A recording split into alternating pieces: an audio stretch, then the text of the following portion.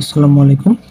আজকে আমরা অণুজীবের তৃতীয় পার্ট, সেটা হচ্ছে এই ম্যালেরিয়া পরজীবী দেখব।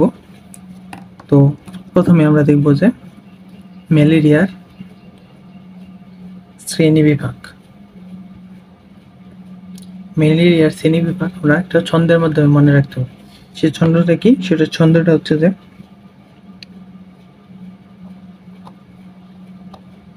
প্রতিটি প্রোটোজোয়া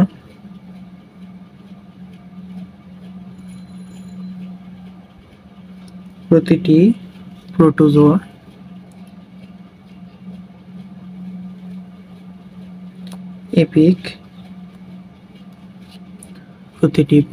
এপিক স্পোর হয়। এপিক স্পোর হয়। তারপর হচ্ছে প্লাজমা দিদি,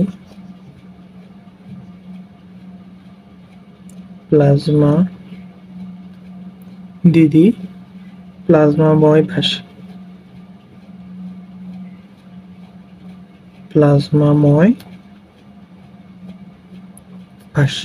এটা দ্বারা আমরা এই ম্যালেরিয়া শ্রেণী বিভাগটা জানতে পারবো। কি প্রথম হচ্ছে প্রতিটি দিয়ে কিংডম হচ্ছে প্রোটিস্টা, কিংডম হচ্ছে প্রতিটি দিয়ে হচ্ছে প্রোটিস্টা। এরপর সাব কিংডম হচ্ছে প্রোটোজোয়া, এই যে প্রোটোজোয়া। এরপর হচ্ছে ফাইলাম, কি ফাইলাম হচ্ছে এপিক কমপ্লেক্স, অর্থাৎ এই যে এপিক আছে, এপিক দিয়ে এপিক কমপ্লেক্স। ক্লাস কি স্পোরোজোয়া। তারপর অর্ডার কি হেমোস্পোরিডিয়া, হয় দিয়ে হেমোস্পোরিডিয়া। তারপর হচ্ছে প্লাজমা দিদি দিয়ে এই যে প্লাজমা ডিডি ফ্যামিলি। তারপর জেনাস কি? জেনাস হচ্ছে প্লাজমাডিয়াম, প্লাজমাময় মানে প্লাজমাডিয়াম। তো স্পেসিস কি? প্লাজমোডিয়াম ভিভেক্স। ভাষা দেওয়া কি? ভাষা দেওয়া হচ্ছে প্লাজমাডিয়াম ভিভেক্স। তো আশা করি আমরা এই ছন্দটা দিয়ে এটা মনে রাখার চেষ্টা করব। অনেক সময় চলে আসে যে শ্রেণীতাত্ত্বিক অবস্থানগুলো চলে আসে, রিটেনেও চলে আসে অথবা এমসিকিউ চলে আসে।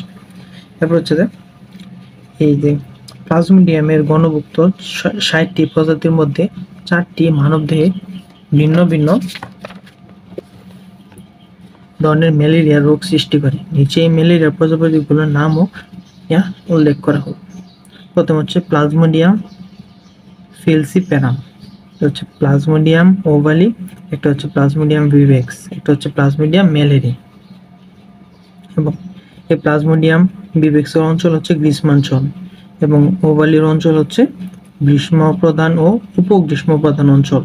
প্লাজমোডিয়াম ভিভেক্সের বিস্তৃতি হচ্ছে নাতিশীতোষ্ণ ও গ্রীষ্মপ্রধান অঞ্চল এবং ম্যালেরিয়ার হচ্ছে নাতিশীতোষ্ণ ও গ্রীষ্মপ্রধান অঞ্চল, অর্থাৎ সবগুলার অঞ্চল মোটামুটি সেম। এখন দেখতে হবে যে এই পরজীবীগুলার দ্বারা কি কি রোগ। এই পরজীবীগুলার দ্বারা প্রথমে রোগ হয় এই প্লাজমোডিয়াম ফ্যালকনের জন্য রোগ হয় হচ্ছে ম্যালিগন্যান্ট ম্যালেরিয়া বা সেরিব্রাল ম্যালেরিয়া, এবং এর জ্বরের প্রকৃতি থাকে 36 থেকে 48 ঘন্টা অন্তর এবং এর সুপ্তকাল হচ্ছে 8 থেকে 15 দিন। এবং প্লাজমোডিয়াম ওভালি এর রোগের নাম হচ্ছে ব্লাইন্ড টার্সিয়ান ম্যালেরিয়া এবং এর জ্বরের প্রকৃতি হচ্ছে 48 ঘন্টা অন্তর অন্তর জ্বর আসে এবং এর সুপ্তকাল হচ্ছে 11 থেকে 15 দিন। তারপর হচ্ছে প্লাজমোডিয়াম ভিভেক্স হচ্ছে B9 টার্সিয়ান ম্যালেরিয়া, এটা হচ্ছে এরও 48 ঘন্টা অন্তর অন্তর জ্বর আসে এবং এর সুপ্তকাল হচ্ছে 12 থেকে 20 দিন। এবং প্লাজমোডিয়াম ম্যালেরিয়া হচ্ছে কোয়ার্টার ম্যালেরিয়া এবং এটাও 72 ঘন্টার অন্তর অন্তর জ্বর আসে এবং এটার হচ্ছে 18 থেকে 20 দিন, সুপ্তকাল হচ্ছে 18 থেকে 20 দিন। এর মধ্যে এই যে বেইজিন হচ্ছে কম ক্ষতিকর, অর্থাৎ এই যে প্লাজমোডিয়াম ভিভেক্স অর্থাৎ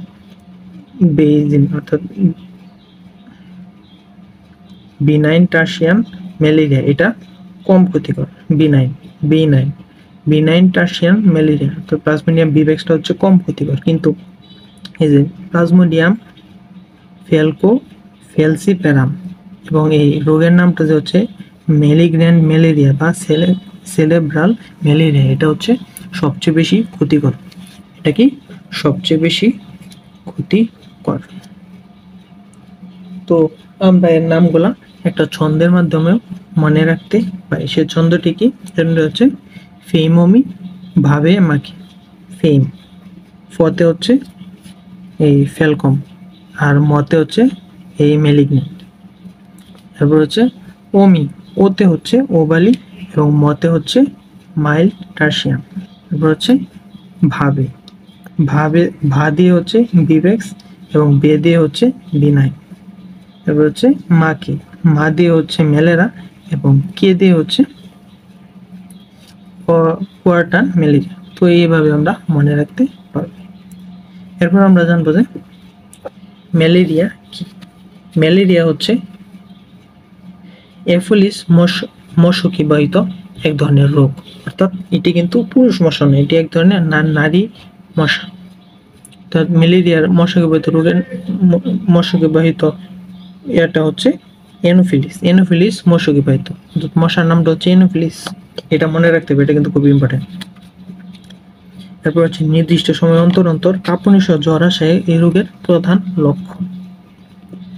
আমরা একটু ম্যালেরিয়া আবিষ্কারের সংক্ষিপ্ত ইতিহাসটা জেনে আসবো। ম্যালেরিয়া বিশ্বের রোগগুলোর মধ্যে অন্যতম, প্রাচীন রোগগুলোর মধ্যে অন্যতম এবং খ্রিস্টপূর্ব 2700 অব্দে শুরুতে চীন দেশে এটি অনুপম পর্যায়বৃত্ত জ্বর বা ইউনিক পিরিয়ডিক ফিভার হিসেবে নথিভুক্ত ছিল। কি অনুপম পর্যায়বৃত্ত জ্বর? এখন কথা হলো এটা কি কেন অনুপম পর্যায়বৃত্ত জ্বর বলে? আমরা জানি যে ম্যালেরিয়ার পরজীবীতে আক্রান্ত রোগীদের প্রধান লক্ষণ হচ্ছে কি জ্বর। আর এই জ্বরের একটি বিশেষ প্যাটার্ন আছে, যেমন নির্দিষ্ট সময় পর পর জ্বর আসে, তো আবার সেটা ভালো হয়ে যায়। তো এখানে যে প্লাজমোডিয়াম ভিভেক্সটা আছে, এই যে প্লাজমোডিয়াম ভিভেক্স, তো এটা যে ম্যালেরিয়ার পরজীবী, এই ম্যালেরিয়ার পরজীবী রোগীর কিন্তু 48 ঘন্টার পর আসে, যেহেতু এটা নির্দিষ্ট সময় পরে পরে জ্বর আসে। তা এই জন্যই একে বলা হয় যে একটা পর্যায়বৃত্ত। আমরা জানি পর্যায়বৃত্ত কি, মানে নির্দিষ্ট সময় পর পর আবার ফিরে আসে। অর্থাৎ এই যে এগুলো সবগুলো কিন্তু একটা নির্দিষ্ট সময় পর পর ফিরে আসছে। অর্থাৎ পর্যায়বৃত্ত অর্থাৎ একটা পিরিয়ডও ইউনিক একটা পিরিয়ড, অর্থাৎ নিজস্ব একটা পিরিয়ডের মাধ্যমে আবার একটা ফিরে আসতেছে। এই রোগের প্যাটার্ন, এমন রোগ কিন্তু ক্ষেত্রে অন্য কোনো দেখা যায় না। অর্থাৎ ম্যালেরিয়া রোগটাকে বলা হয় একদম ইউনিক। এই ইউনিকের বাংলা প্রতিশব্দই হচ্ছে অনুপম। ইউনিকের বাংলা প্রতিশব্দ হচ্ছে অনুপম, অর্থাৎ যেটা আগে দেখা যায়নি। এই জন্য যেহেতু ওই নির্দিষ্ট সময় পর পর জ্বরটা ফিরে আসতেছে, এই জন্য এটাকে বলা হয় অনুপম পর্যায়বৃত্ত জ্বর বা ইউনিক পিরিয়ড ফিভার। তো এরপর তো প্রাচীন রোমান সাম্রাজ্যে ম্যালেরিয়া রোগের কারণে ধ্বংসপ্রাপ্ত হয়েছিল বলে, প্রাচীন রোমান সাম্রাজ্য ম্যালেরিয়া রোগের কারণে ধ্বংসপ্রাপ্ত হয়েছিল বলে একে রোমান জ্বর বলা হতো। রোমান জ্বর বলা হতো। তো ধারণা করা হয় যে রোমান সাম্রাজ্যের যে পতন হয়েছিল, সেই পতনের মূল কারণ ছিল এই ম্যালেরিয়া জ্বর। এই ম্যালেরিয়া পরজীবী মশকি যে স্ত্রী এনোফিলিসটা আছে, অর্থাৎ এই যে স্ত্রী এনোফিলিসটা আছে, এটা বাহিত হয়। তখন এইসব মশকি যে জন্মায় বিভিন্ন জলাভূমি, নালা, ডোবা, এই যেখানে পানি জমে থাকে সেখানে এগুলা জন্মায় এবং বিভিন্ন আবদ্ধ পানি আছে এটা। এবং আমরা জানি যে প্রাচীন দক্ষিণাঞ্চলের মেরু প্রচুর জলাভূমি থাকে, পানি জমে থাকে, এরকম জমি থাকে, যেমন কৃষি জমি এই এলাকাগুলো থাকে। তো এমন পরিবেশে স্ত্রী এনোফিলিসগুলোর বংশবৃদ্ধি খুব উপযোগী, এর ফলে কিন্তু অনেক বেশি এই বৃদ্ধি হয়ে গেছিল, যার ফলে ম্যালেরিয়া খুব দ্রুত ছড়িয়ে যায়। আর এই যেহেতু ম্যালেরিয়ার চিকিৎসা একদম নতুন, ম্যালেরিয়া রোগটা একদম নতুন, তাই এর কোনো চিকিৎসা কিন্তু তখন ছিল না। তো যেহেতু এর চিকিৎসা ছিল না, তাই মানুষ খুব দ্রুত এই রোগের কারণে মারা গেছে।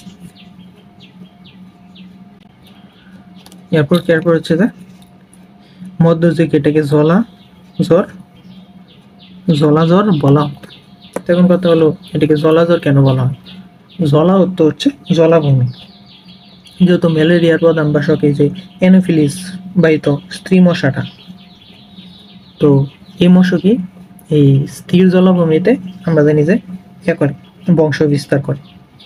তো এবং এই জন্যই ম্যালেরিয়া ছড়ায় যায়। যেহেতু জলাভূমির কারণে এরা এই অনেক বংশ বৃদ্ধি করতেছে এবং বংশ বৃদ্ধির ফলে এরা ছড়ায় যেতেছে। এই জন্য এটাকে জলাজ্বর বলা হয়, অর্থাৎ জলভূমিতে জলভূমির জ্বর বা জলাজ্বর।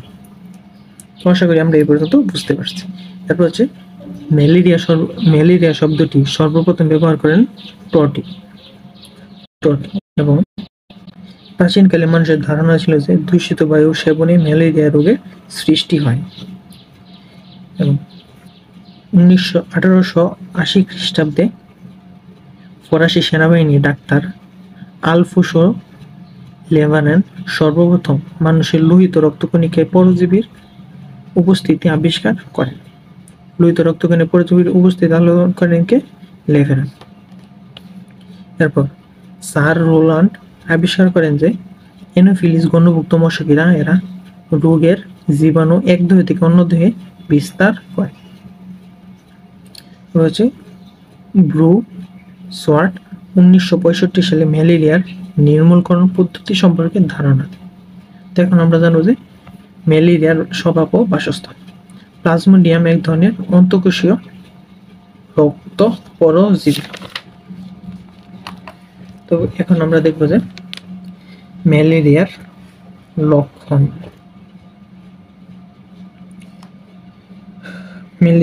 ম্যালেরিয়া পরজীবী দ্বারা আক্রান্ত হওয়ার সাথে সাথেই মানবদেহে বিভিন্ন প্রকাশ পায় না। সংক্রমণে 2 বা 3 দিন সপ্তাহের মধ্যে এই রোগের লক্ষণ প্রকাশ পেতে আরম্ভ পেয়ে থাকে। তো প্রথমে দেখবো যে রোগের প্রাথমিক পর্যায়ে কি কি হয়ে থাকে। প্রাথমিক পর্যায়ে বমি ভাব, ক্ষুধা-মন্দা অর্থাৎ খিদা লাগবে না, অনিদ্রা, ঘুম হবে না, কোষ্ঠকাঠিন্য হবে এবং খাবারের প্রতি অনীহা দেখা দেবে এবং মাথা ব্যথা, এই অস্থিতে ব্যথা অর্থাৎ হাড়ে ব্যথা থাকবে, পেশিতে ব্যথা থাকবে, শীত অর্থাৎ গরমের মধ্যেও শীত অনুভব হবে। এরপর হচ্ছে রোগের মাধ্যমিক পর্যায়ে কি? প্রচন্ড কাঁপুনি দিয়ে 48 ঘন্টা পর জ্বর আসবে এবং জ্বর উচ্চ তাপমাত্রায় 104 থেকে 106 ফারেনহাইট এত ডিগ্রি ফারেনহাইট পর্যন্ত থাকতে পারে। এবং এই যে এই সংখ্যাগুলা, তাপমাত্রাগুলা, এগুলো কিন্তু খুবই ইম্পর্টেন্ট। এবং এই যে এগুলা জ্বর প্রতি 2 থেকে 3 দিন পর আসে, অর্থাৎ 48 ঘন্টা। ম্যালেরিয়া জ্বরের 3টা অবস্থা লক্ষ্য করা যায়। একটা হচ্ছে শীতাবস্থা, একটা হচ্ছে উত্তাপাবস্থা, একটা হচ্ছে ঘামাবস্থা। শীতাবস্থা কি? 20 মিনিট থেকে 1 ঘন্টা স্থায়ী হয়, অর্থাৎ তার শীত লাগবে 20 থেকে 1 ঘন্টা। এবং উত্তাপাবস্থা কি? 2 থেকে 4 ঘন্টা স্থায়ী হয়, অর্থাৎ তার শরীর তাপমাত্রাটা বেড়ে যাবে। এই তাপমাত্রাটা যে বেড়ে গেল এটা স্থায়ী থাকবে 2 থেকে 4 ঘন্টা। এবং ঘাম অবস্থা অর্থাৎ এই যে তার শরীরে যে উত্তাপ হলো, এই ঘামটা এরপর সে ঘাম ছেড়ে দেবে, শরীর থেকে ঘাম বের হয়ে যাবে। এই ঘাম যে বের হইতেছে এটার স্থায়ী হয় 2 থেকে 3 ঘন্টা। তো এরপর আমরা দেখবো যে এখন দেখলাম আমরা যে প্রাথমিক পর্যায়ে, মাধ্যমিক পর্যায়ে। এখন দেখবো যে চূড়ান্ত পর্যায়ে কি? চূড়ান্ত পর্যায়ে দীর্ঘদিন ধরে এ রোগে আক্রান্ত রোগীর যকৃত প্লীহা অস্বাভাবিকভাবে স্ফীত হয়। আক্রান্ত রোগীর প্লীহা থেকে লাইসোলিন নামক পদার্থ নিঃসৃত হয়, যাকে স্বাভাবিক রক্তকণিকা ধ্বংস। এরপর রোগীর খাদ্য পরিপাকে ব্যাঘাত ঘটে। এরপর পরজীবী হিমোসায়ালিন নামক অ্যান্টিবডি উৎপন্ন করে, যা লোহিত রক্তকণিকাকে ব্যাপকভাবে ধ্বংসসাধন করে। ফলে মারাত্মক রক্তশূন্যতা দেখা দেয় এবং রোগের দুর্বল হয়ে শেষ পর্যন্ত মারা যায়। তো আমরা এগুলো একবার পড়ে হাইলাইট করা নামগুলো একবার পড়ে নিব। এরপর দেখবো যে ম্যালেরিয়ার জীবনচক্র। ম্যালেরিয়া কি? কোনো জীবের জন্ম অবস্থা থেকে শুরু হয়ে ধীরে ধীরে বৃদ্ধি, বিকাশ, জন্ম ইত্যাদি অতিক্রম করাকে এর জীবনচক্র বলে।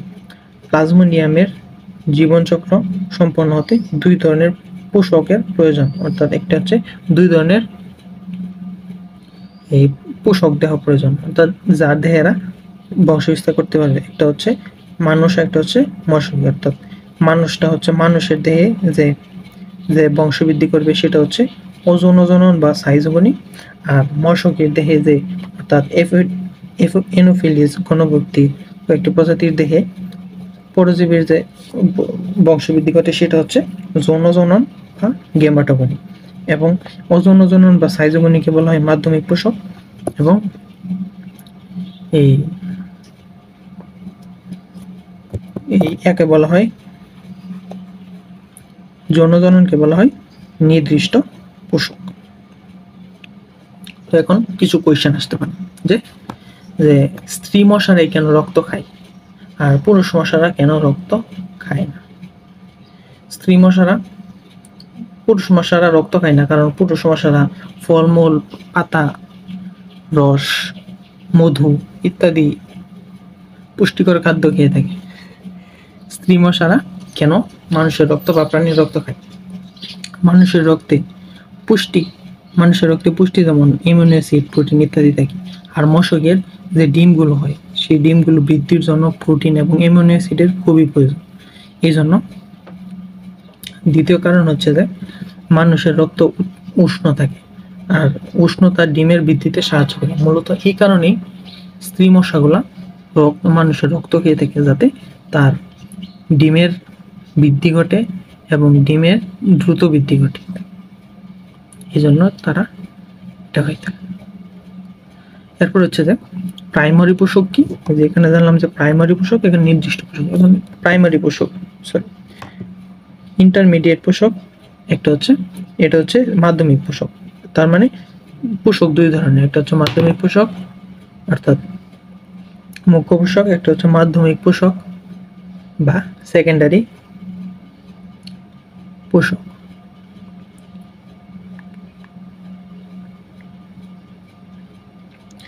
মাধ্যমিক পোষক মানে হচ্ছে যে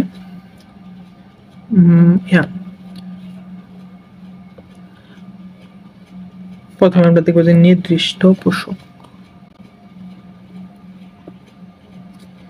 এরপরে কি যে আমরা দেখলাম যে কেন এডিস মশা এগুলা খায় থাকে। এখন আমরা একটা চক্র দেখবো, ছক দেখবো। এই ছকটা কিন্তু খুবই ইম্পর্টেন্ট। এই ছকটা একদম না দেখে মুখস্থ করে ফেলতে কোনো মাপ কি। ম্যালেরিয়ার পরজীবীর জীবনচক্রের ধাপসমূহ দুই ধরনের, একটা হচ্ছে যৌন জনন প্রক্রিয়ায় হয়, একটা হচ্ছে অযৌন জনন প্রক্রিয়ায় হয়। অযৌন জনন প্রক্রিয়া কোথায় ঘটে? অযৌন জনন প্রক্রিয়া ঘটে মানব দেহে এবং যৌন জনন ঘটে মশকের দেহে। প্রথমে আমরা দেখবো অযৌন জনন প্রক্রিয়া। অযৌন জনন প্রক্রিয়া দুই ধরনের, একটা হচ্ছে হেপাটিক সাইজোগনি, একটা হচ্ছে এরিথ্রোসাইটিক সাইজোগনি। আমরা জানি হেপাটিক মানে হচ্ছে যকৃৎ, অর্থাৎ যকৃতে ঘটে একটা ঘটনা, এবং লোহিত রক্তকণিকায় অর্থাৎ এরিথ্রোসাইট মানে হচ্ছে আমরা জানি লোহিত রক্তকণিকা, এবং এরিথ্রোসাইটিক সাইজোগনি অর্থাৎ এরিথ্রোসাইটিক অযৌন জনন, অর্থাৎ লোহিত রক্তকণিকায় একটা অযৌন জনন ঘটে এবং যকৃতে একটি অযৌন জনন ঘটে। এবং যকৃতে আবার দুই ধরনের সাইজোগনি ঘটে, অর্থাৎ একটা হচ্ছে প্রি এরিথ্রোসাইটিক সাইজোগনি, একটা হচ্ছে এক্সো এরিথ্রোসাইটিক সাইজোগনি। অর্থাৎ যকৃতে পৌঁছানোর আগে এক ধরনের অযৌন জনন ঘটে, একটা হচ্ছে যকৃতে পৌঁছানোর পরে অর্থাৎ এক্সো মানে পরে এই এক ধরনের অযৌন জনন হয়ে থাকে। এবং এই পিউরেথ্রোসাইটিক সাইজোগনির চারটা ধাপ রয়েছে, একটা হচ্ছে স্পোরোজয়েড, ক্রিপ্টোজয়েড, সাইজন এবং ক্রিপ্টোমেরোজয়েড। এবং এক্সোএরিথ্রোসাইটিকের দুইটা ধাপ রয়েছে, একটা হচ্ছে সাইজন, একটা হচ্ছে মেটাক্রিপ্টোজয়েড, মেটাক্রিপ্টোজয়েডের আবার দুইটা ভাগ, একটা হচ্ছে মাইক্রো মেটাক্রিপ্টোজয়েড, একটা হচ্ছে ম্যাক্রো মেটাক্রিপ্টোজয়েড। মাইক্রো মানে হচ্ছে বড় এবং মাইক্রো মানে হচ্ছে ছোট এবং ম্যাক্রো মানে হচ্ছে বড়। এরপর আমরা দেখবো যে এরিথ্রোসাইটিক সাইজোগনি অর্থাৎ লোহিত রক্তকণিকা যে জনন ঘটে। তো এর ধাপ কয়টা? এর ধাপ হচ্ছে 7টা। প্রথম হচ্ছে ট্রোফোজয়েড, এরপর হচ্ছে সিগময়েড ফ্রি, এরপর হচ্ছে ইমিবয়েড, এরপর হচ্ছে সাইজন, এরপর হচ্ছে রোজেট, এরপর হচ্ছে মেরোরোজেট, এরপর হচ্ছে গেমিটোসাইট। আবার এই গেমিটোসাইট দুই ধরনের, একটা হচ্ছে মাইক্রো গেমিটোসাইট, একটা হচ্ছে ম্যাক্রো গেমিটোসাইট। এবং মাইক্রো তো মানে হচ্ছে বড় এবং মাইক্রো মানে ছোট, ম্যাক্রো মানে বড়। তো এখানে আমরা একটা এই তিনটার মধ্যে তিন ধরনের অর্থনজনের মধ্যে আমরা একটা জিনিস কমন কি, সেটা হচ্ছে সাইজন্ট। অর্থাৎ কোশ্চেন আসতে পারে যে এই এরিথ্রোসাইটিক সাইজোগনিতে কোনটি সকল ধাপে হয়ে থাকে, সেটা হচ্ছে সাইজন্ট। সাইজন্ট কিন্তু এই যে পিরিয়ডোসাইটিক সাইজোগনিত হইতেছে, এক্সোএরিথ্রোসাইটিক সাইজোগনিত হইতেছে এবং এরিথ্রোসাইটিক সাইজোগনিত হইতেছে।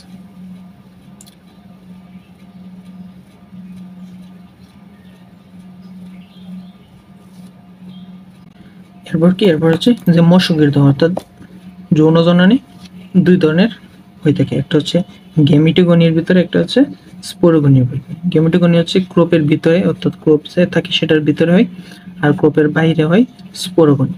তো এখানে হচ্ছে কি কি হয়, প্রথমে গেমের সৃষ্টি হয়, এরপর নিষেক, এরপর জাইগোট, এরপর উনিট সৃষ্টি ওকিনিট। এবং ক্রপের স্পোরোগনিতে কি হয়, ওসিস্ট ও স্পোরোজয়েড সৃষ্টি হয়। তো এই পুরা চক্রটা, এই পুরোপুরা চক্রটা মুখস্থ করে ফেলতে হবে। কোয়েশ্চেন আসতেই পারে যে নিচের কোনটি গেমিটোগনির ধাপ নয়, নিচের কোনটি স্পোরোগনির ধাপ, অর্থাৎ ওসিস্ট কোন ধরনের যৌন জনন ঘটে। তো এরকম বিভিন্ন কোয়েশ্চেন আসতেই পারে। তো এই যে দেখবো যে জীবনচক্রের সাইজোগনি দুই ধরনের, একটা হচ্ছে হেপাটিক সাইজোগনি, একটা হচ্ছে এরিথ্রোসাইটিক সাইজোগনি। হেপাটিক সাইজোগনি মানুষের যকৃতে সংঘটিত হয় এবং হেপাটিক সাইজোগনি আবার দুই ধরনের, একটা হচ্ছে প্রিএরিথ্রোসাইটিক সাইজোগনি, অর্থাৎ মানুষের যকৃতের প্যারেনকাইমা কোষে স্ক্রিপ্টোজয়েটের সৃষ্টি হয় এবং এখানে এক একটি সাইজন্টের থেকে 8,000 থেকে 20,000 মেটোজয়েট সৃষ্টি হয়। এই সংখ্যাগুলো কিন্তু অনেক ইম্পর্টেন্ট। তারপর এক্সোএরিথ্রোসাইটিক সাইজোগনি। এখন আমরা দেখব যে প্রিএরিথ্রোসাইটিক সাইজোগনি। এনোফিলিস মশকের লালা গ্রন্থিতে অবস্থিত প্লাজমোডিয়ামের স্পোরোজয়েট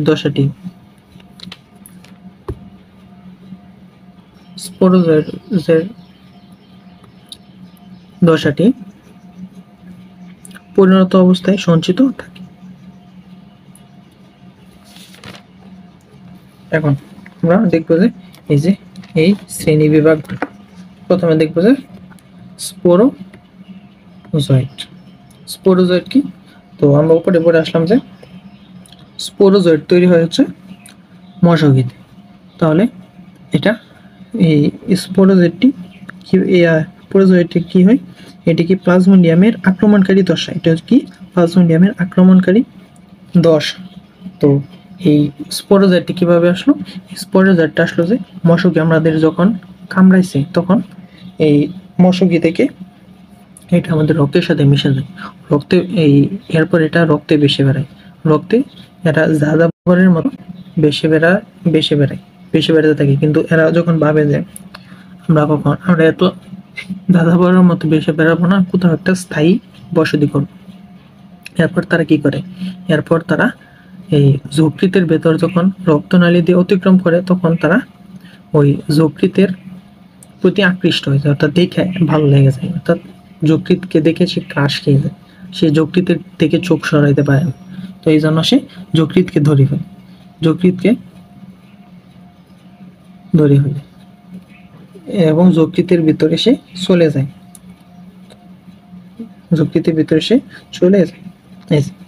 তো এই স্পোরোজয়েটটা কি রক্ত দ্বারা বাহিত হয়ে 30 মিনিটের মধ্যে যকৃতে চলে যায়, অর্থাৎ যকৃতে কোষে তথা হেপাটোসাইট প্রবেশ করে প্রিএরিথ্রোসাইটিক সাইজোগনি চক্র শুরু করে। অর্থাৎ যদি কোয়েশ্চেন আসে যে প্রিএরিথ্রোসাইটিক সাইজোগনি শুরু হয় কোথা থেকে,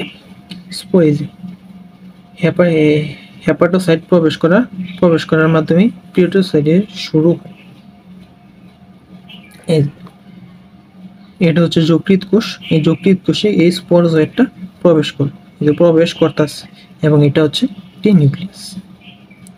দুই নাম্বার হচ্ছে ক্রিপ্টোজয়েড।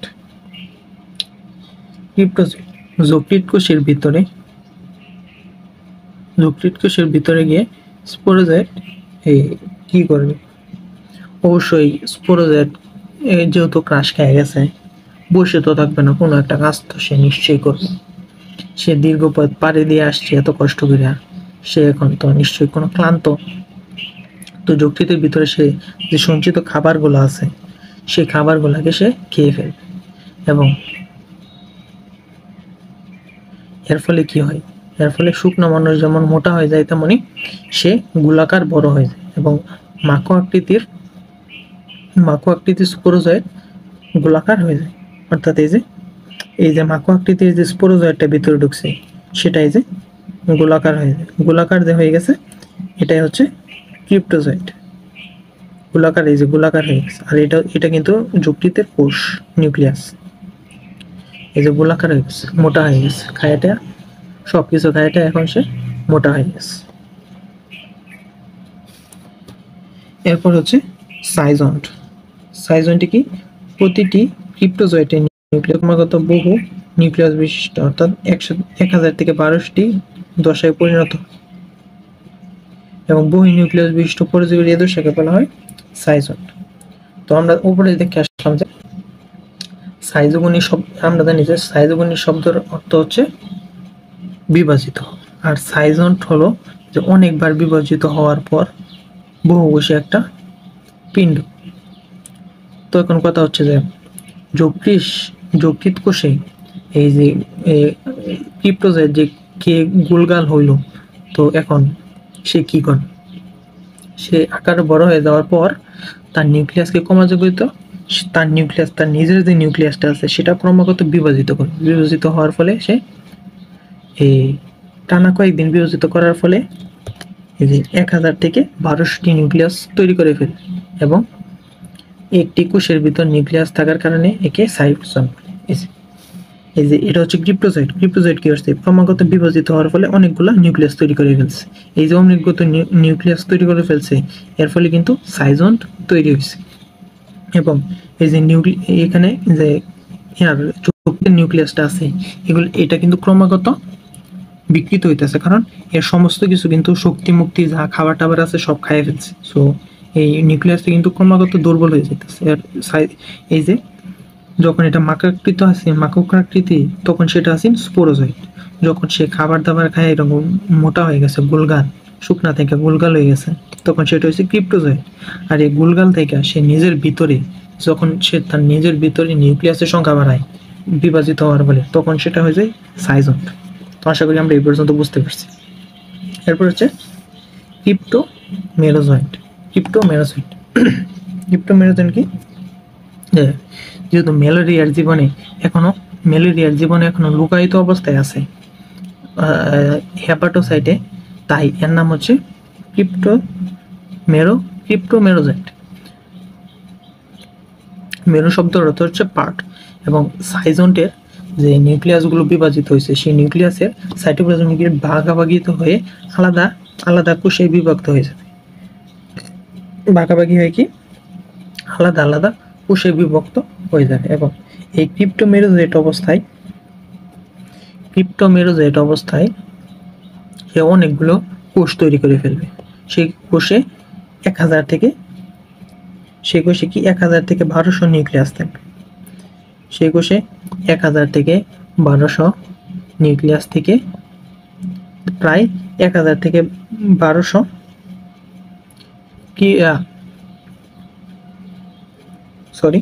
সে কি করবে, একটি সাইজন্ট থেকে 8000 থেকে 20000 মেটাজয়েট সৃষ্টি করে ফেলবে।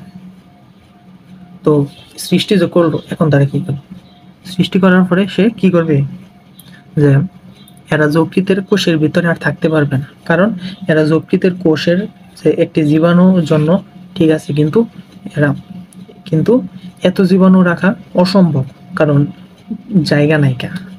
ফলে এরা ফেটে এই ক্রিপ্টোজয়েট বেরিয়ে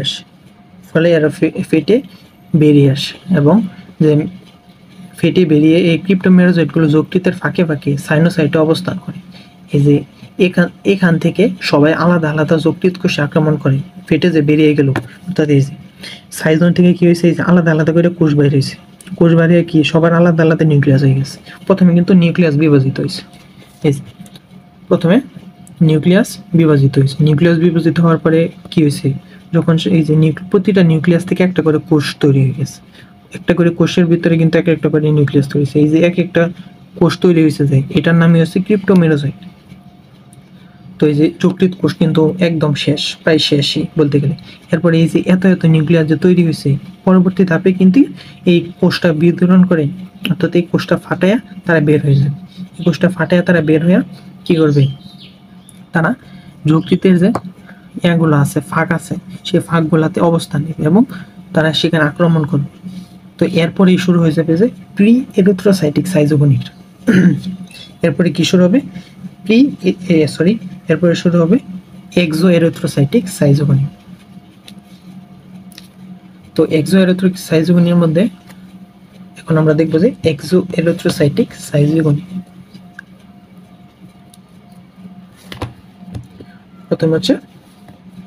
প্রথমে কি প্রি এরিথ্রোসাইটিক চক্রে প্রি মেরোজয়েড,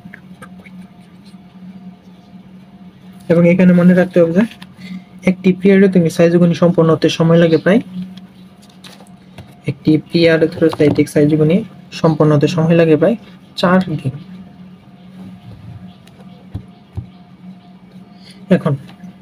এখন আমরা দেখব যে এক্সো এরিথ্রোসাইটিক সাইটোকিনি। এক্সো এরিথ্রোসাইটিক সাইটোকিনির প্রথম ধাপ কি, ক্রিপ্টোমেরোজয়েড। ক্রিপ্টোমেরোজয়েডে কি হয়েছে এখানে, তো আমরা উপরের অংশ দেখছি যে প্রি-এরিথ্রোসাইটিক সাইটোকিনি শেষ করে উপরের অংশে আমরা দেখলাম যে শেষে কি ক্রিপ্টোমেরোজয়েডে পরিণত হয়েছে। কি ছিল ক্রিপ্টোমেরোজয়েড কি বিদীর্ণ হয়ে গেছে, ক্রিপ্টোমেরোজয়েডে উৎপন্ন হয়েছে। এরপর এটি নতুন নতুন যকৃৎ কোষকে আক্রমণ করলে শুরু হয়ে যাবে এক্সো এরিথ্রোসাইটিক সাইটোকিনি। এরা আবার কি করে, এরা আবার নতুন কোষে ঢুকে এই খেয়ে দিয়ে আবার বড় হইতে থাকে। অর্থাৎ নতুন কোষে যে ঢুকলো, এই নতুন কোষে আবার ঢুকে খেয়ে দিয়ে তারা বড় হইতে থাকে।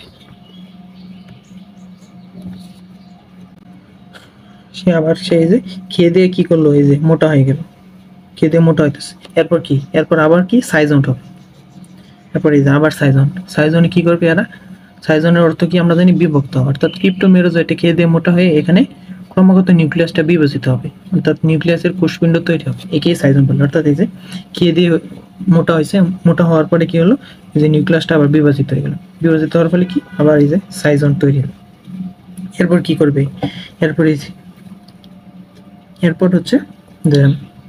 হচ্ছে মেটাক্রিপ্টোজয়েডে কি হবে, মেটাক্রিপ্টোজয়েডে হবে যে এই যে প্রত্যেকটা নিউক্লিয়াসে যেহেতু 2 নাম্বার সাইজনটে, তো সেই একটি এই জীবাণুর কোষের ভিতরই অনেক নিউক্লিয়াস তৈরি হয়েছে, তাই এসব নিউক্লিয়াসের সাইটোপ্লাজম ভাগ করে দিতে হবে। অর্থাৎ এরা আলাদা আলাদা হয়ে কোষ হয়ে যাবে। এই যে এক একটা যে নিউক্লিয়াস তৈরি হয়েছে, এরা আলাদা আলাদা কোষ তৈরি হয়ে যাবে। এত কোষ যেহেতু একটা এই যকৃৎ কোষে থাকতে পারবে না, তাই এরা হেপাসাইট ভেঙে অন্তর্বর্তী ফাঁকা কোষে আবার চলে যায়। এরা আবার নতুন করে কোষকে আক্রমণ করে, এইভাবেই চলতে থাকে। এরা যে বিভাজিত হইতে আছে। এরপর যেহেতু এখানে জায়গা খুব কম, তাই এই যে এক সময় আবার বেরিয়ে যায়। তো বেরিয়ে গিয়ে আবার নতুন কোনো কোষকে আক্রমণ করে, এইভাবে চলতেই থাকে।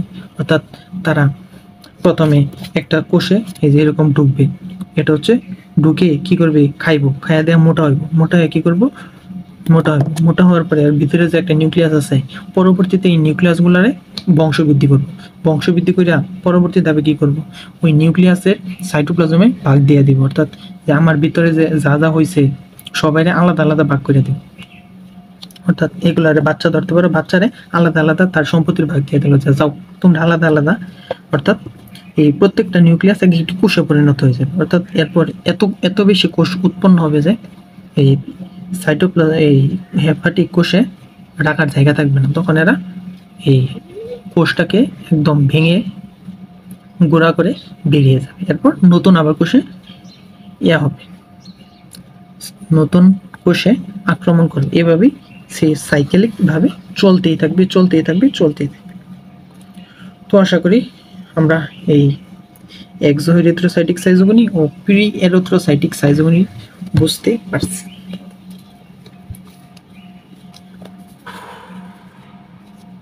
তো এই যে এখানে আমরা মনে রাখবো যে বড় আকৃতির মেটাজয়েড নতুন কোষকে আক্রমণ করবে এবং বংশবৃদ্ধি ঘটায়, আর ছোট আকৃতির কোষগুলো সেগুলো লোহিত রক্তকণিকায় আক্রমণ করবে এবং স্পোরোজয়েডকে এ পর্যন্ত পৌঁছাতে পরজীবীর 7 থেকে 10 দিন সময় লাগে। তো এর মাধ্যমে আমাদের হেপাটিক সাইজোগনি শেষ। এখন আমরা কি শুরু করব? এখন আমরা শুরু করব এরিথ্রোসাইটিক সাইজোগনি বা লোহিত রক্তকণিকায় যে ওজন প্রক্রিয়াটা ঘটে সেটাই দেখব। কি স্পোরোজয়েড দশা হতে মানুষের দেহে প্রবেশের পর পরজীবীর রক্তে আত্মপ্রকাশ করতে 7 থেকে 8 দিন সময় লাগে এবং এই স্পোরোজয়েড যকৃৎ কোষে প্রবেশের পর এটি বিভাজিত না হয়ে সুপ্ত অবস্থায় বিরাজ করে এবং এই ম্যালেরিয়া পরজীবীর এ ধরনের সুপ্ত পরজয়েড হিপনোজয়েড বলে। এরপর কয়েকটা ভাগ আছে, এই ভাগগুলো আমরা দেখব। প্রথম হচ্ছে ট্রোফোজয়েড। এই ট্রোফ মানে হচ্ছে পুষ্টি গ্রহণ করা এবং জয়েড মানে হচ্ছে জীবাণু। তার মানে ম্যালেরিয়া জীবাণু এই দশায় লোহিত রক্তকণিকা থেকে পুষ্টি গ্রহণ করবে। ম্যালেরিয়া জীবাণু এই দশা থেকে পুষ্টি গ্রহণ করবে, অর্থাৎ এই যে এই দশা থেকে এই যে প্রথমে এই যে এখান থেকে যে প্রবেশ করছে, এখান থেকে খায়াটা এই যে মোটা হয়েছে। ট্রোফোজয়েডে কি এই জীবাণুগুলা লোহিত রক্তকণিকা থেকে পুষ্টি শোষণ করে একদম চুইসা খাইয়া ফেলবে সব। তারপর 2 নাম্বার কি সিগময়েড রিং। এখানে সিগনেট রিং। সিগনেট মানে হচ্ছে সিল বা চিহ্ন, আর রিং মানে হচ্ছে আংটি। তো এর দ্বারা যে নিউক্লিয়াস সাইটোপ্লাজমের এক প্রান্তে সরে যায়। এই যে নিউক্লিয়াসটা যে আছে, প্রথমে কিন্তু নিউক্লিয়াস এই যে আলাদা আছে, পরে এই যে নিউক্লিয়াসটা সাইটোপ্লাজমের এক প্রান্তে সরে যায়, ফলে ম্যালেরিয়ার জীবাণুকে আংটির মতো দেখা গেছে। এই যে ম্যালেরিয়ার যে জীবাণুটা আছে এটাকে কিন্তু একটা আংটির মতো দেখা যাচ্ছে, এটাকেই বলছে সিগময়েড রিং। এরপর হচ্ছে এমিবয়েড ট্রোফোজয়েড। এই এমিবয়েড মানে হচ্ছে এমিবা, আর আমরা জানি যে ওয়েড মানে হচ্ছে মতো, তার মানে এমিবার মতো। আর ট্রোফোজয়েড মানে হচ্ছে আমরা জানি যে পুষ্টি গ্রহণ করা, অর্থাৎ এই পর্যায়ে ম্যালেরিয়া জীবাণু পুষ্টি গ্রহণ করবে। অর্থাৎ এমিবার মতো ঘনপথ থাকবে। এবং এই যে আমরা জানি এমিবা কিন্তু এরকম ঘনপথ মানে এই যে মাঝখানে খাস কাটা থাকবে, এই যে এমিবার মতো খাস কাটা, এবং এই যে এটা হচ্ছে নিউক্লিয়াস, এবং সে কিন্তু এখানে পুষ্টি গ্রহণ করে আরো মোটা হইতেছে এমিবার মতো। এটা হচ্ছে এমিবয়েড ট্রোফোজয়েড। এই এমিবয়েড ট্রোফোজয়েডে কি হিমোসিন বিষাক্ত হিমোজয়েনে পরিণত হয় এবং এই সময় লোহিত রক্তকণিকা আকারে বড় হয় এবং সাইটোপ্লাজমে ক্ষুদ্র দানা দেখায়। এই দানাগুলোকে সারফেস দানা বলে। এই যে দানাগুলো যে আছে যে বড় হয়ে গেছে, এই দানাগুলো হচ্ছে সারফেস দানা, সারফনাস দানা। এবং রক্তকণিকায় এই সারফনাস দানা উপস্থিতিতে ম্যালেরিয়া রোগ শনাক্ত করা হয়। এটা কিন্তু খুবই ইম্পর্টেন্ট। ম্যালেরিয়া রোগ শনাক্ত করা হয় কোনটির দ্বারা? সারফনাস দানার মাধ্যমে। এরপর হচ্ছে সাইজন। তো আমরা জেনে আসছি যে সাইজন মানে হচ্ছে বিভক্ত। তো এই পর্যায়ে কি করবে? ম্যালেরিয়ার জীবাণু নিজের নিউক্লিয়াসকে বিভাজিত করে বহু নিউক্লিয়াসে কোষে পরিণত হয়েছে। একটি নিউক্লিয়াসকে বহু কোষে কিন্তু পরিণত হয়ে গেছে। বহুকোষী আছে। প্রথমে একটা নিউক্লিয়াস ছিল, এরপর সাইজন দশা, এটা হচ্ছে সাইজন দশা। সাইজন দশা কি হচ্ছে, বিভিন্ন অনেকগুলা নিউক্লিয়াস এসে বিভাজিত হয়ে গেছে। তো এরপর কি যে বিভাজিত হয়েছে 12 থেকে 24টি নিউক্লিয়াস সৃষ্টি করে এই দশা। এরপর হচ্ছে যে মেরোজয়েড। মেরো মানে হচ্ছে একটি অংশ, মেরো মানে হচ্ছে অংশ বা পার্ট। আর তার মানে এটি দ্বারা বোঝা যাইতেছে যে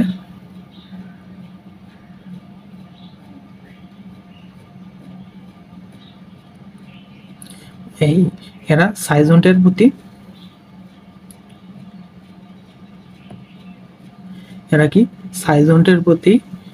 সাইজন্টের প্রতিটি নিউক্লিয়াসকে সাইটোপ্লাজমের অংশ করে নেয়। ফলে এরা কি করে, আলাদা আলাদা কোষের মতো দেখায়। এই কোষগুলো যে বিন্যস্ত হয়, এই কোষগুলো দেখলে একটা গোলাপের কি, এই কোষগুলোকে দেখলে অনেকটা গোলাপের পাপড়ির ন্যায় দেখায়, গোলাপের পাপড়ির ন্যায় দেখায়। এবং এই পরজীবীর এই অবস্থাকে বলা হয় রোজেট। গোলাপের পাপড়ির ন্যায় যে পাপড়ির মতো দশাকে কি বলা হয়, রোজেট। গোলাপের পাপড়ির ন্যায় দশাকে বলা হয় রোজেট। এবার আমরা একটু চিন্তা করতে পারি যে একটি লোহিত রক্ত,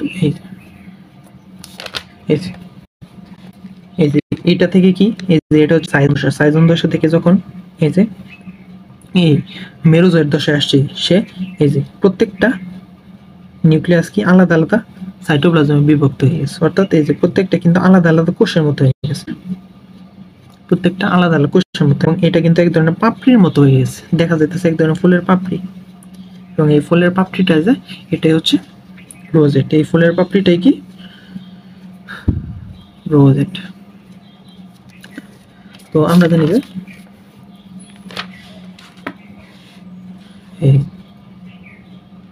একটা লোহিত রক্তকণিকার ভিতরে নিশ্চয়ই এতগুলা কোষ একসাথে থাকতে পারবে না। যেহেতু একসাথে এতগুলা কোষ থাকতে পারবে না, তার মানে এরা এই লোহিত রক্তকণিকা ভেঙে রক্তে চলে আসবে। রক্তে যে কোনো এই অস্বাভাবিক পদার্থের কোনো উপস্থিতি মেনে নিতে পারে না, লোহিত রক্তকণিকা সেদের বাধা দেয়। এরপরে এরা পাইরোজেন ক্ষরণ করে, আর এর ফলে কিন্তু পাইরোজেন ক্ষরণ করার ফলে জ্বর আসে। তো এই যে এরা কিন্তু বের হয়ে গেছে। তো এই যে ভেঙে কিন্তু প্রথমে একটা বড় যে গ্যামেটটা সৃষ্টি করছে, এটা হচ্ছে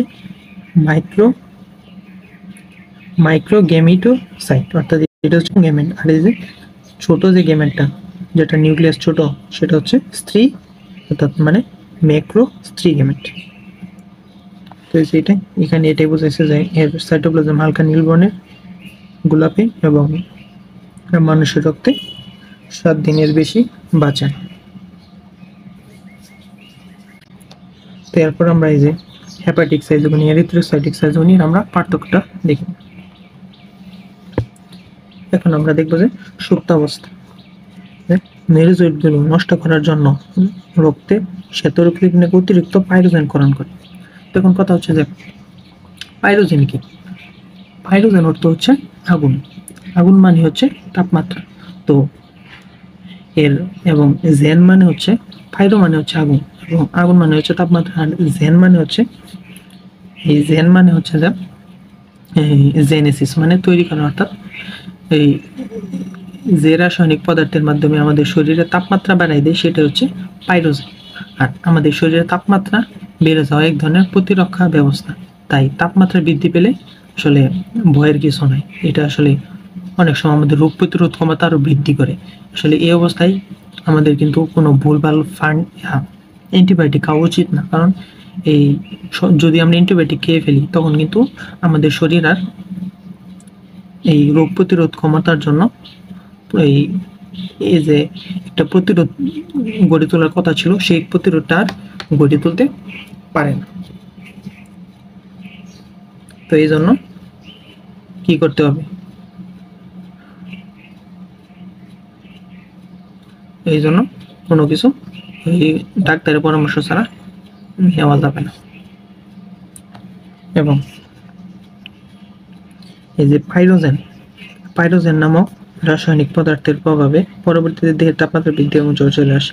এবং প্লাজমোডিয়ামের প্রজাতির সুপ্তাবস্থা, এই যে আমরা একটু আগে জেনে আসছি 8 থেকে 15 দিন, 20 থেকে 12 দিন। এখন আমরা দেখবো যে মশকের জীবন চক্র। মশকের জীবন চক্র দুই ধরনের, একটা হচ্ছে গেমিটোগনি এবং একটা হচ্ছে স্পোরোগনি। এখন আমরা প্রথমে দেখবো যে গেমিটোগনি কি। গেমিটোগনি হচ্ছে যে মশকের দেহে যে চক্র ঘটে সেটা হচ্ছে গেমিটোগনি। গেমিটোগনির শব্দের অর্থ হচ্ছে গেমেট সৃষ্টি হয় যে চক্রে, সেটা হচ্ছে গেমিটোগনি। তো গেমিটোগনি কয়েকটি নির্দিষ্ট ধাপে হয়ে থাকে। একটা হচ্ছে জনন কোষ সৃষ্টি,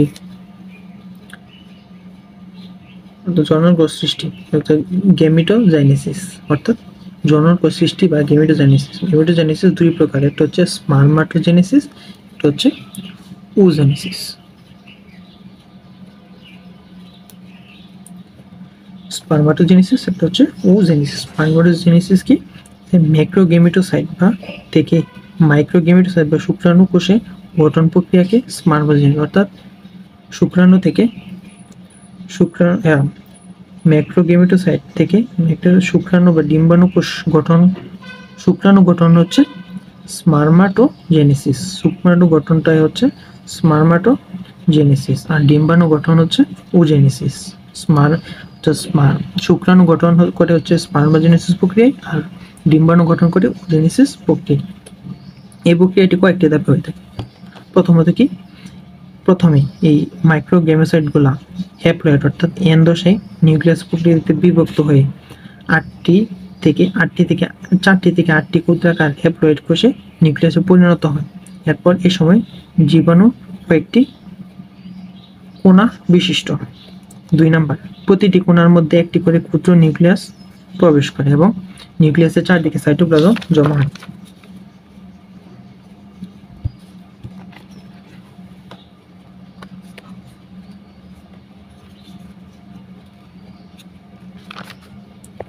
এরপর হচ্ছে যে এরা কি ক্রপের গহ্বরে ম্যালেরিয়ার জীবাণু স্পারমাটোজেনেসিস, এই বিশেষ প্রক্রিয়াকে কি বলে, এক্সফ্লাজেলেশন।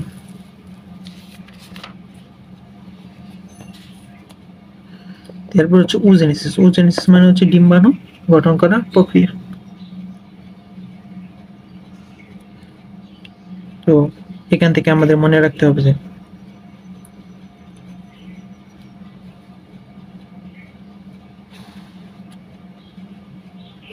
এগুলার নামগুলো মনে রাখতে হবে। যেমন নিষেকে কি ঘটে, প্রথমে নিষেক গঠন, এরপর উনিকিনেট গঠন, এরপর উসিস্ট, এরপর এই যে এখানে মনে রাখতে হবে যে 24 ঘন্টার ভিতরে মশাকে ক্রপের ভেতরে বহুপ্রাচীর নিচে 40 ঘন্টার মধ্যে সিস্ট দ্বারা আবৃত হয়ে গোলাকার ও সিস্টে পরিণত হয় এবং এরা সোনালী বাদামির বর্ণের হয়ে থাকে এবং উশিষ্টের ভেতরে একটি বড় গহ্বর থাকে এবং আক্রান্ত একটি মশকীয় ক্রপের ভেতরে 500 থেকে 550টি উশিষ্ট দেখা যায় এবং উশিষ্টে পরিণত হতে 10 থেকে 20 দিন সময় লাগে। তো এখন এই 10 থেকে 20 দিন সময় লাগে। এরপর আমরা কি দেখবো, এরপর দেখবো যে স্পোরোগনি। স্পোরোগনি কি, স্পোরোগনি হচ্ছে যে ম্যালেরিয়ার জীবনচক্রে স্পোরোজয়েড তৈরি। ম্যালেরিয়ার জীবনচক্রে স্পোরোজয়েড তৈরি হওয়াকে বলে স্পোরোগনি। স্পোরোজয়েড কিভাবে তৈরি হয়, লালা গ্রন্থির দেওয়ালে যে উশিষ্ট আটকে আছে তার ভেতরে এই মায়োসিস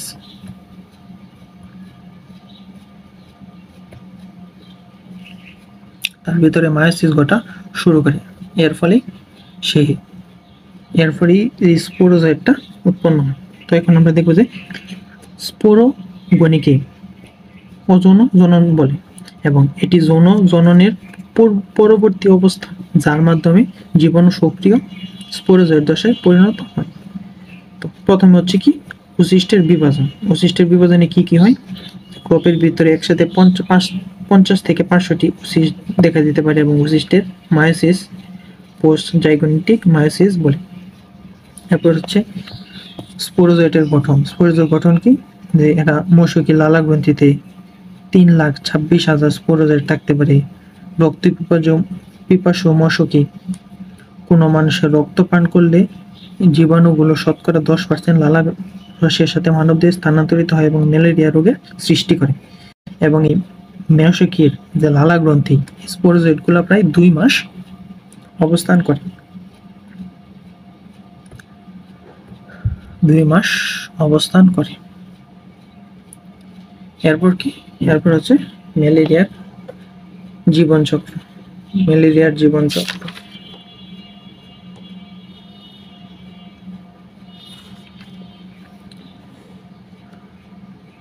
জীবনচক্রের দশা কি কি, একটা হচ্ছে স্পোরোজয়েট দশা, একটা হচ্ছে মাইক্রো মেটাক্রিপ্টোজয়েট, একটি হচ্ছে ডিপ্লয়েড দশা, একটি হচ্ছে জাইগোট দশা, ওসিস দশা।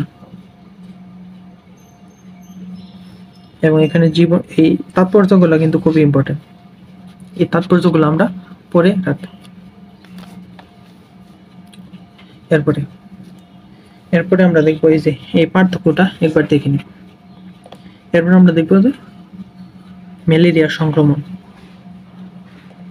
ম্যালেরিয়া জীবাণু প্রবেশ করার পর এত গঠন এবং প্লাজমিডিয়াম বিভ্যাক্স সৃষ্ট গ্যামেটোগনি হলো মানুষের রক্তে 7 দিন এবং প্লাজমিডিয়াম ফ্যালকন সৃষ্ট হতে 30 থেকে 60 দিন এমনকি 120 দিন পর্যন্ত বেঁচে থাকে। এরপরে যে ম্যালেরিয়া আক্রান্ত রোগের রক্ত শূন্যতার কারণ কি, রিডিং। এরপর ম্যালেরিয়ার যে প্রতিকার, সে প্রতিকার রিডিং দেব। যেমন এই যে এই কোনগুলা বেশি ইম্পর্টেন্ট, যেমন এই যে লার্ভা ও পিপাদশা ধ্বংসের সময়, যেমন পানিতে পচা পানিতে ডিম ফুটে মশাকে লার্ভা ও পিপাদশা সৃষ্টি হয়। পানিতে যদি কেরোসিন বা পেট্রোল জাতীয় পদার্থ ছিটিয়ে দিলে এরা অক্সিজেনের অভাবে মারা যায়। এছাড়া বিএইচসি, ডায়োলিন ইত্যাদি কীটনাশক ওষুধ তেলের পানিতে ছিটিয়ে দিলে মশকির লার্ভা ও পিউপা মারা যায়। এবং পানিতে জুভেনাইল হরমোন ছিটিয়ে দিলে এই লার্ভাগুলো এটা পূর্ণাঙ্গ মশকিতে রূপান্তরিত হতে পারে না। এগুলো কিন্তু খুবই ইম্পর্টেন্ট, যে এই যে কোন হরমোন দিলে, কোন ওষুধ দিলে, অথবা কেরোসিন দিলে কি কি মারা যায় লার্ভাগুলা, এগুলো কিন্তু খুবই ইম্পর্টেন্ট। এছাড়া এই যে গাপ্পি, কই, শিং, কলসি, তেলাপিয়া ইত্যাদি জাতীয় লার্ভি ভরাস মাছ চাষ করলে এরা মশকির লার্ভা ও পিউপাগুলোকে ভক্ষণ করে। অর্থাৎ এই মাছগুলোকে যদি আমরা চাষ করি তাহলে কিন্তু এরা কি করবে, এই ইয়াকে খেয়ে ফেলবে, লার্ভা এবং যে পিউপাগুলো আছে সেগুলোকে খেয়ে ফেলবে। এরপর এই যে পূর্ণাঙ্গ মশকি নিধন, যেমন ফগিং মেশিনের মাধ্যমে সালফার ডাইঅক্সাইড ধোঁয়া সৃষ্টি করে মশা মেরে ফেলা সম্ভব। যেমন আমাদের বাসা বাড়িতে কিন্তু কিছুদিন পরে পরে সরকার থেকে এক ধরনের গ্যাস করা হয়, এটাই হচ্ছে সালফার ডাইঅক্সাইডের ধোঁয়া, ফগিং মেশিন।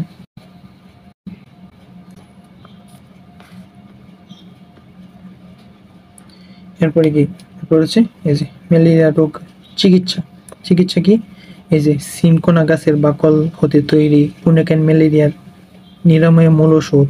পরে যে যেমন ওষুধ তৈরি হয়, সে যেমন কোলাকায়, নিবেকোইন, কোমোকোইন, এলবেরল, মাইক্রোফিন বলবেন ভালো মানের ওষুধ আর বাজারে পাওয়া যায়। এরপরে যে কোরোক্লোইন প্রতিরোধী হয়ে উঠেছে বাংলাদেশের ম্যালেরিয়া জীবাণু এবং আর্টিমিসিনিন প্রতিরোধী হয়ে উঠেছে ফ্যালকন জীবাণু। তো আমরা এরপর হচ্ছে যে ম্যালেরিয়ার টিকা, যেমন এই যে প্রথমে ম্যালেরিয়ার টিকা প্রতিষেধক টিকা হচ্ছে মক্সিকিউস, যা আরটিএসএস নামে পরিচিত। এরপরে যে 4 ডোজের টিকা প্লাজমোডিয়াম ফ্যালকেনিয়ামের বিরুদ্ধে অ্যান্টিবায়োটিক প্রদানে সক্ষম। তো এই ছিল মোটামুটি আমাদের ম্যালেরিয়া ক্লাস, এবং এর মাধ্যমে আমাদের অনুযায়ী চ্যাপ্টারটিও শেষ হয়ে গেল। তো আশা করি ভালো লাগছে। যদি কোনো কনফিউশন থাকে, কোয়েশ্চেন থেকে অবশ্যই জানাবেন। তো আজ এই পর্যন্তই। সবাই ভালো থাকবেন, সুস্থ থাকবেন, সকলেই আমাদের জন্য দোয়া করবেন। আসসালামু আলাইকুম, আল্লাহ হাফিজ।